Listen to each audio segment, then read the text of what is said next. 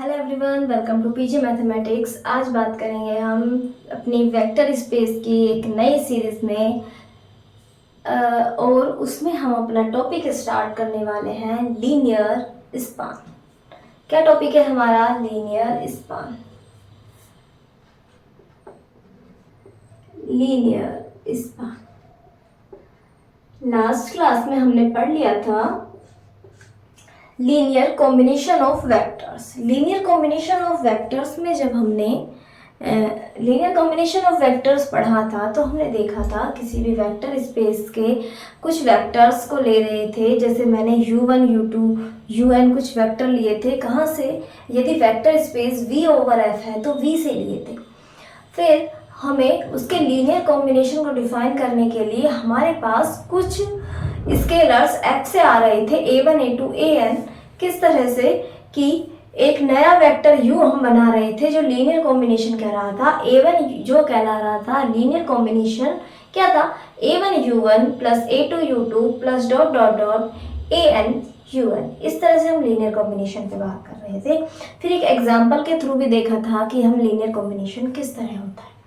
आज हम पढ़ते हैं लीनियर स्पान। लीनियर स्पान भी लीनियर कॉम्बिनेशन से रिलेटेड ही एक कॉन्सेप्ट है। जब हम लीनियर कॉम्बिनेशन में देख रहे थे हमने n वेक्टर्स लिए थे। n फिक्स नहीं था, फाइनाइट है, इनफाइनाइट है, या कितने वेक्टर्स हैं वहाँ डिफाइन नहीं किया गया था। तो यहाँ पे हम जब लीनियर स्पान की बात करेंगे तो सबसे पहले हम देखेंगे कि हम करेंगे इसकी डेफिनेशन में let v over f is a vector space. Is a vector space. यदि v ओवर f एक वेक्टर स्पेस है तो v के एलिमेंट्स हैं वो इस वेक्टर्स हैं एंड f के एलिमेंट्स हैं वो हमारे स्केलर्स हैं। और यदि मैं s is a subset of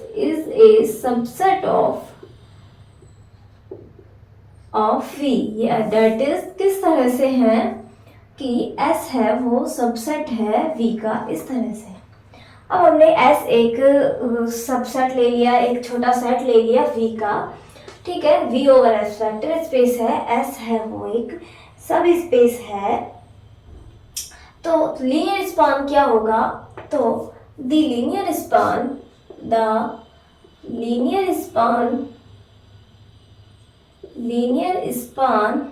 of S। Linear span of S। Linear span किसका निकालेंगे? जो सेट हमने लिया है इसका। लीनियर स्पान ऑफ S कैसा है? एक सेट है। लीनियर स्पान ऑफ S एक सेट है किसका? S के फाइनाइट नंबर ऑफ वेक्टर्स का, लीनियर कॉम्बिनेशंस का। यानी कि हम S में से एलिमेंट्स लेते जा रहे हैं, लेकिन कितने?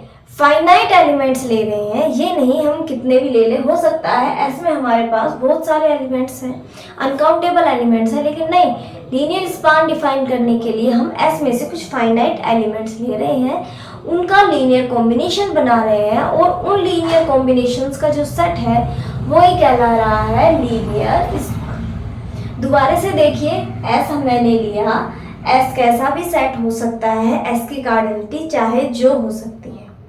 अब S में से मैं कुछ फाइनाइट्स नंबर ऑफ वेक्टर्स लेती हूँ, क्योंकि S के एलिमेंट्स हैं वो V के हैं। V क्या है? V के एलिमेंट्स क्या है? वेक्टर्स। तो मैं कुछ फाइनाइट नंबर ऑफ वेक्टर्स लेती हूँ, उनसे लीनियर कॉम्बिनेशन बनता है।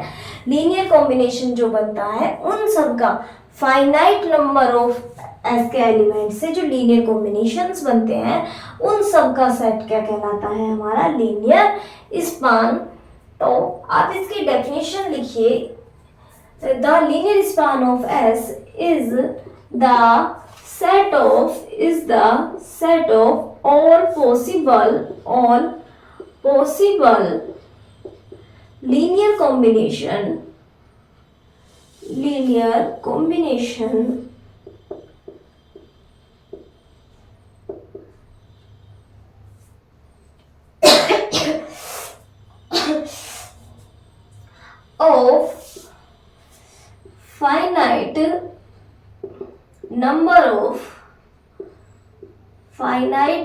of finite number of elements elements या वेक्टर्स, ब्रैकेट में वेक्टर्स लिख लीजिए ताकि पता रहे, वेक्टर्स ऑफ एस, यानी एस के फाइनाइट नंबर ऑफ वेक्टर्स लिए, एलिमेंट्स लिए, उनका लीनियर कॉम्बिनेशन जो जो पॉसिबल है उन सब का सेट क्या है, हमारा एस का लीनियर स्पान है। समझ आ गई होगी आपको ये डेफिनेशन। और इसे डिनोट किस तरह करते हैं लीनियर स्पान को, इसे इट इज डिनोटेड बाय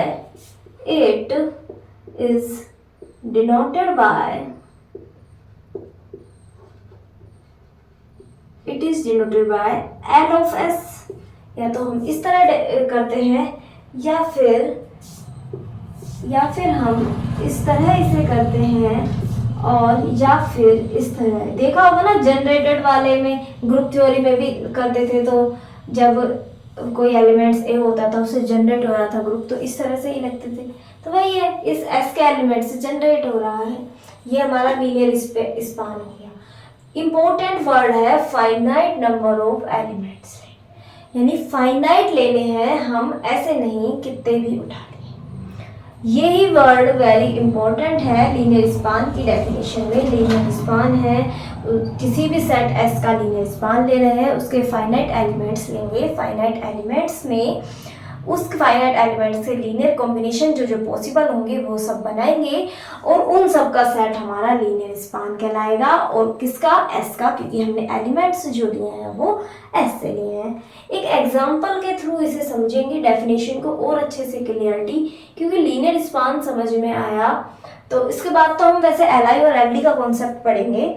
जो बेसिस और डायमेंशन पढ़ेंगे ना, वहाँ पे बड़ा इंपॉर्टेंट आएगा, वहाँ पे इसी से रिलेटेड चीज़ें आएंगी हमारे लीनियर स्पान से। तो ये डेफिनेशन को समझना बहुत ज़रूरी है। ये डेफिनेशन समझ आ गई तो आप समझ लीजिए आगे बेसिस और डायमेंशन कितना इम्पोर्टेंट है। आपने प्रीवियस ईयर क्वेश्चंस देखे होंगे तो वहाँ पे देखा होगा बेसिस और डायमेंशन क्या होती है, कितनी इम्पोर्टेंस है। बहुत बार तो डायमेंशन में ही बच्चे अटक जाते हैं और क्वेश्चन रॉन्ग हो जाता है। हमने एक क्वेश्चन शायद कराया भी था मैंने आपको, लीनियर ट्रांसफॉर्मेशन से रिलेटेड था, वहाँ पे डायमेंशन पूछी थी। तो इसी डायमेंशन के क्वेश्चन आते रहते हैं, बहुत बार आते हैं। तो हम एक एग्जांपल करते हैं, लीनियर स्पान की डेफिनेशन लिखिए फिर एग्जांपल करते हैं। एक सेट है, इसने डायरेक्ट एक सेट दिया है हमारे एग्जांपल में, एस एक सेट है किसका, एक सेट है एक्स पे पावर 0, एक्स पे पावर 0 को 1 ही लिख देते हैं, 1 एक्स स्क्वायर, और ये एक्स पे पावर n, एक्स पे पावर n है और n भी इससे भी आगे जा रहे हैं, यानी इसी तरह से 1 x square, x cube, x 4, x पे पावर n, एक्स पे पावर n+1, n+2, इस टाइप से चलते जा रहे हैं। यानी एक्स इस तरह के इसमें एलिमेंट्स हैं और हमें और एंड फील्ड दिया है, एंड जो एफ है वो फील्ड दिया है हमें, फील्ड है वो हमारा रियल नंबर्स का सेट है। एफ है जो फील्ड है वो रियल नंबर्स का सेट है। तो अब हमें कुछ स्टेटमेंट्स पूछे हैं कि नंबर 1 पूछा है, इज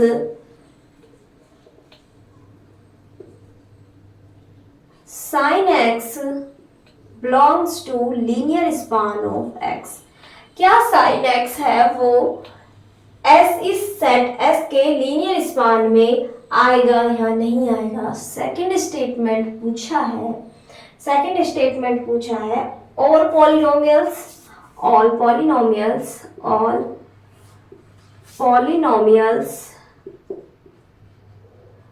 polynomials इस लीनियर स्पान में आएंगे या नहीं आएंगे ये बताना है। एंड थर्ड स्टेटमेंट और पूछा है ऑल कॉन्टिन्यूअस फंक्शंस इसमें आएंगे या नहीं आएंगे, ऑल कॉन्टिन्यूअस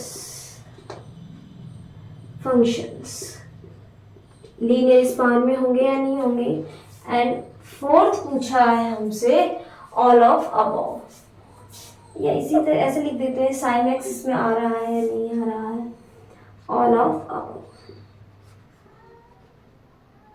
आप ये बताइए कौन कौन से स्टेटमेंट सही होंगे। ध्यान रखना है फाइनाइट नंबर, एक बार में हम एस में से कुछ फाइनाइट टर्म्स ही ले सकते हैं, ठीक है। फाइनाइट का मतलब 1 करोड़ हो सकता है, नंबर इनफाइनाइट नहीं हो सकता। ठीक है, यदि मुझे 1 करोड़ का डिग्री का कोई पॉलिनोमियल बनाना है तो वो इससे मैं फाइनाइट 1 करोड़ टर्म्स फाइनाइट है मेरी, वो लेके बना सकते हैं। ठीक है, सबसे पहले फर्स्ट ऑप्शन पे बात करते हैं, लीनियर स्पान में साइन एक्स आएगा या नहीं आएगा। साइन एक्स का आपने एक्सपेंशन पढ़ा होगा, उसमें क्या होते हैं, इनफाइनाइट टर्म्स होते हैं। क्या होता है, x minus x cube by 3 factorial plus x raise to power 5 by 5 factorial, फिर plus x raise to power minus x raise to power 7 by 7 factorial plus x raise to power 9 by 9 factorial. इस तरह से infinite terms होते हैं उसमें। और हम जब लीनियर स्पान की बात करते हैं तो हम हमेशा फाइनाइट नंबर ले सकते हैं। अब साइन एक्स को जनरेट करने के लिए हमारे पास इनफाइनाइट टर्म्स होनी चाहिए। इनफाइनाइट टर्म्स से हम लीनियर कॉम्बिनेशन बनाएं तो वो तो हमारे लीनियर स्पान में नहीं आ रही है, तो साइन एक्स इसमें नहीं हो सकता, ये ऑप्शन हमारा रॉन्ग नहीं हो सकता। फिर पॉलिनोमियल्स, पॉलिनोमियल्स में ठीक है, आप मुझे कोई भी पॉलिनोमियल दोगे, बताओगे तो सही ना कितने डिग्री का है, इनफाइनाइट डिग्री का तो पॉलिनोमियल होता नहीं है।